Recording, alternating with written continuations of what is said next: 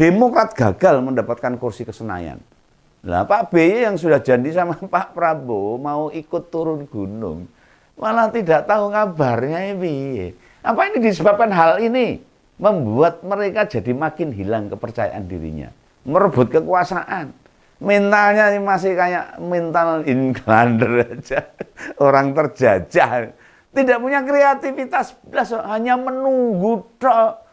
Lah partai model ginian, ya susah berkembang. Demokrat jika berharap suaranya naik signifikan, maka harus pindah ke capres lain.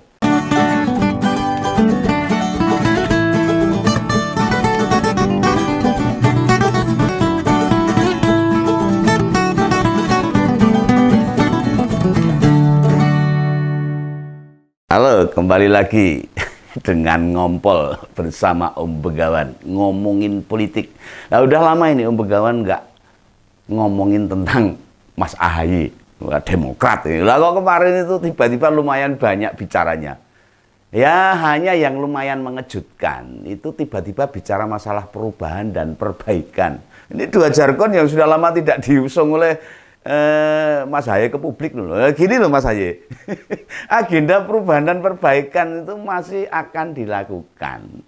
Katanya meski Demokrat berkoalisi dengan pemerintah Jokowi. Ini beneran ini apa gertakan politik saja. Apa Demokrat merasa di barisan pendukungnya Pak Prabowo sudah tidak lagi dapat tempat atau diberi panggung atau saran-sarannya enggak lagi didengarkan oleh tim 02. Nah, mungkin nunggu peran ini ya. Demokrat nggak dikasih peran ini. Nunggu peran apa kardus durian. Wah, kasihan ini Mas AHY ini. Nah, jadi tiwas menanti diberi tugas loh. Bisa jadi Pak Prabowo lupa itu sama Mas AHY sehingga Mas AHY seperti direndahkan. Lah mestinya kan Mas AHY ya paham toh.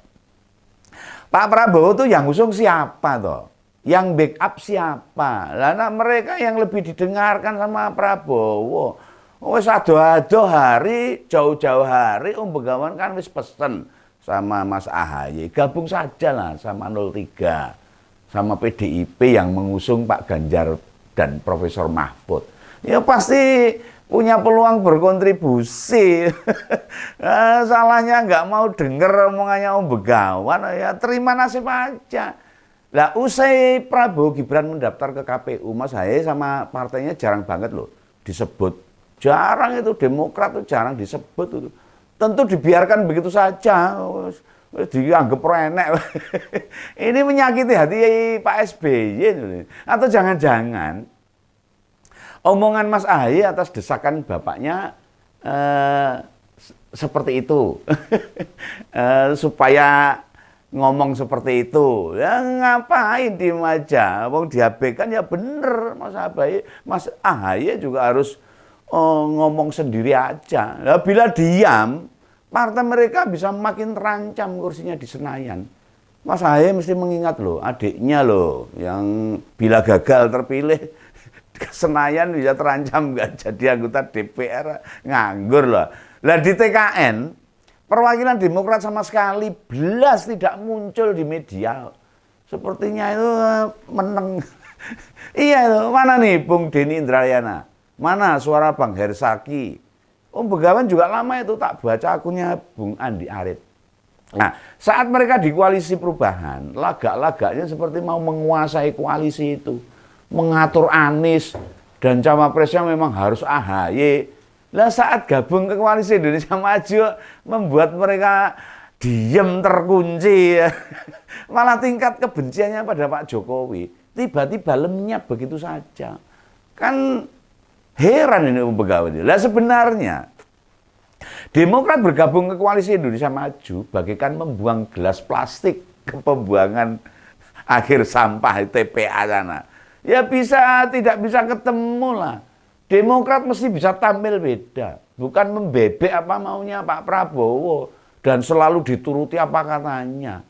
Makin mepet loh ini hari coblosan ini, malah tak terdengar ini kritik yang tajam serta sulit dibantah ini kalau Demokrat semakin tenggelam tidak ada suaranya. Nah, dengan hanya 30 hari menuju coblosan, Demokrat dijamin tidak bisa berbuat banyak ini. Nih, pertanyaan selanjutnya ini, yang penting ini. Bila Pak Prabowo menang, umpama ini, akankah agenda perubahan dan perbaikan bisa terlaksana? Jangan nanya sama Om Begawan. Apa yang mau diubah? Dan apa yang mau diperbaiki? Ya, tanya sama Mas Ahaye Dewi. Tagline kok membawa kata sifat. Lah sebenarnya paham tentang kerangka berpikir enggak mereka itu. Nah, perubahan dan perbaikan itu kan bentuk aksinya. Namun apa yang dirubah dan diperbaiki harus disebut. Sing diubah itu apa? Sing diperbaiki itu apa? Terus pokoknya gaspol aja lah. Walaupun nggak tahu apa yang dirubah dan apa yang diperbaiki. Ya apa cuma itu yang disorot Ketua Umum Demokrat? Ya enggak. Dia juga menilai masyarakat hidup dalam ketakutan, ketegangan, intimidasi, sehingga banyak yang tidak berani menyampaikan pendapat di muka umum. Nah gini loh, Om Begawan itu ngonten sudah ratusan. Dan itu nggak apa-apa kok. Itu artinya kebebasan berpendapat dijamin oleh negara ini. Ajari rakyat supaya bisa membedakan mana opini, mana hoax, mana adu domba, ujaran kebencian, dan apa saja yang bisa menyebabkan aparat penegak hukum mengenakan pasal IT. Iya, yang penting menyampaikan pendapat yang benar, untuk mengkritik yang benar demi kemajuan yang dikritik. Lah kalau elit partai hanya mengancam-ancam tok, tidak melakukan pencerahan, menakut-nakuti tok, tidak memberikan pemahaman, ya rakyat akhirnya jadi wedi, takut. Didik mereka berani bersuara, berani mengkritik. Yang penting atas dasar argumentasinya kuat. Tidak hoax sekali lagi. Soal bila ada yang tersinggung sedikit, ya biasalah. Tapi ya terus jangan main lapor. Itu kasusnya apa? Diselidiki dulu. Asal berkaitan dengan politik, ya buktinya aman-aman saja kok. Kakaknya masih bahas itu, turut pula loh menilai. Katanya pengangguran terbuka di Indonesia, malah didominasi anak-anak muda. Ini beneran ini Mas Ahaye. Jangan karangan sendiri loh. Lantas Mas Ahaye gamang saat ini tidak punya opini atau materi yang akan disampaikan ke masyarakat. Jadi pasangan Anies dan Caimin mengabaikan survei-survei elektabilitas. Mereka lebih suka membaur dengan rakyat. Banyak cerita dan lainnya. Orang mau survei tok. Atau Demokrat iri. Pan, Gerindra, Golkar bisa dekat sama Pak Jokowi. Tetapi tidak dengan mereka. Nah gimana ini? Rupanya cara bermanuver partai ini tidak cukup lincah. Meski tanpa ada beban. Faktor utama yang menjadikan Demokrat tidak bisa banyak bermanfaat di Pilpres ini. Itu tandanya kapasitas Mas Ahaye bukan di ranah ketua umum harusnya. Lah beberapa lembaga survei malah merilis loh. Demokrat gagal mendapatkan kursi ke Senayan. Lah Pak BY yang sudah janji sama Pak Prabowo mau ikut turun gunung. Malah tidak tahu kabarnya ini. Apa ini disebabkan hal ini? Membuat mereka jadi makin hilang kepercayaan dirinya. Merebut kekuasaan. Mentalnya masih kayak mental Englander aja. Orang terjajah.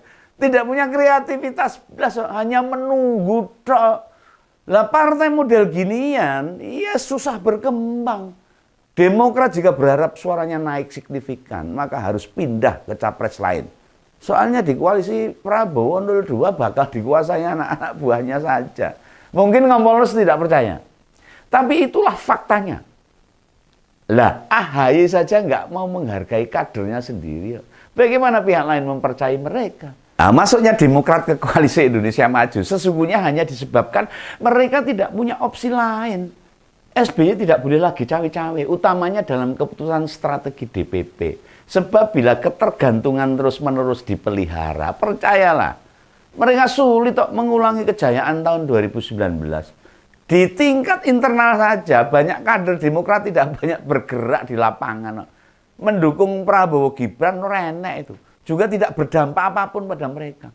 Daripada kehilangan kursi di Senayan sana, 30 hari ke depan seluruh kader Demokrat mesti ngedan sekalian. Daripada rakyat makin antipati, Dan mereka kemudian tertinggal momentum pemilu dan gagal menuju Senayan. Nah, inilah pendapat Om kawan dalam Ngompol. Sampai jumpa di lain kesempatan. Dadah.